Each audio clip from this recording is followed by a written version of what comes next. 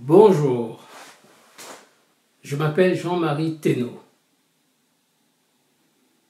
J'aurais bien aimé être là présent ce soir avec vous pour vous présenter mon film. Et surtout être là après pour qu'on puisse en discuter. Après ce voyage d'1h30 à peu près, dans tout un tas d'éléments, d'histoire, de réel, dans cette fantasmagorie à la fois d'images et d'archives et tout ça. Ce film Afrique, je te plumerai est mon deuxième long métrage documentaire. Il vient après un film qui s'intitule Bikutsi Water Blues, que j'ai fait en 1988.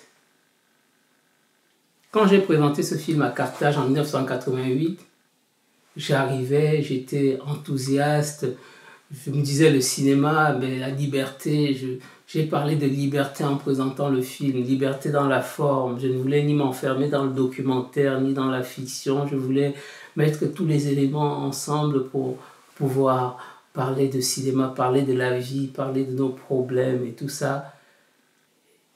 Et après la projection, plusieurs de mes pairs qui étaient là, qui étaient des gens qui avaient déjà fait plusieurs films, sont venus vers moi pour me dire « Jeune homme, comment oses-tu parler de liberté?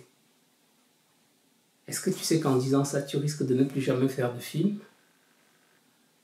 Ah, j'étais choqué, j'étais surpris, je me disais « Mais merde, il y a quelque chose que je n'ai pas pigé là-dedans. » Mais il y a quand même un qui est venu vers moi qui m'a dit « Ah, c'est courageux ce que tu fais, jeune homme.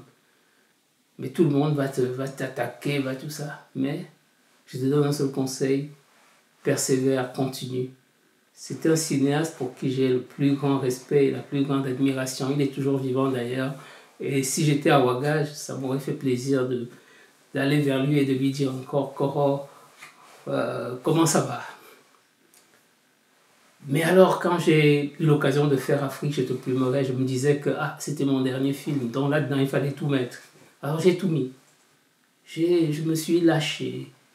Je suis allé à l'origine du cinéma. Je me suis dit, mais les pionniers, là, quand ils ont commencé à faire des films, personne ne leur avait dit, il faut les faire comme ça, il faut faire comme ça. Personne ne leur avait dit, il n'y avait pas de lab comme ça où ils devaient tous aller pour que des experts, bon, des experts parfois qui n'ont jamais fait de film d'ailleurs, leur disent, ah, mais écoute, c'est ça, ou c'est pas ci, ou c'est pas ça.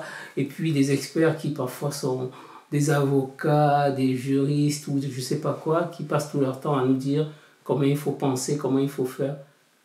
Donc, il n'y avait personne pour me dire ça. Et donc, je me suis dit, je vais faire comme je sens. Je vais faire comme ça me plaît, et je l'ai fait. Mais en même temps, je voulais répondre à une question qui était fondamentale. Est-ce que moi, petit Camerounais qui sortait d'un quartier populaire, là, est-ce que si je prends la parole, est-ce que le monde entier peut suivre mon histoire et m'accompagner dans cette démarche, dans ma réflexion intellectuelle? Et c'est ce que j'ai essayé de faire en travaillant avec une caméra subjective.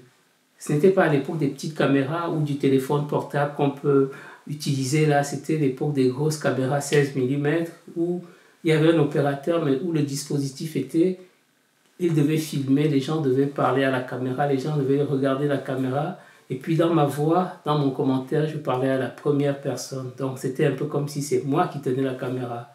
Donc le monde, on le regardait de mon point de vue. C'était le regard d'un Africain sur le monde que j'essayais d'imposer au reste du monde en leur disant « Écoutez, ça fait tellement longtemps que vous nous dites toujours ce qu'il faut faire. Maintenant, écoutez comment aussi nous, et comment un Africain peut faire des choses. » Et moi, de mes plus grands plaisirs, c'est que j'utilisais la première personne, mais c'était une première personne qui n'était pas une première personne individuelle, c'était la première personne qui rappelait la première personne de tellement d'autres Africains de ma condition comme moi. Donc, partout où j'allais, je me retrouvais avec des Ivoiriens, des Béninois, des Togolais qui tout d'un coup disaient « Ah, ben avec notre film là, notre film », et ça me faisait vraiment plaisir. Donc ce film est un voyage pour essayer de comprendre en fait tout ce qu'il y a derrière la tête de tous ceux qui sont en charge des affaires de nos pays dans la première génération après les indépendances. Et c'est un film qui part, qui n'hésite pas, qui ne se questionne pas et c'est un film qui est libre et qui est libre.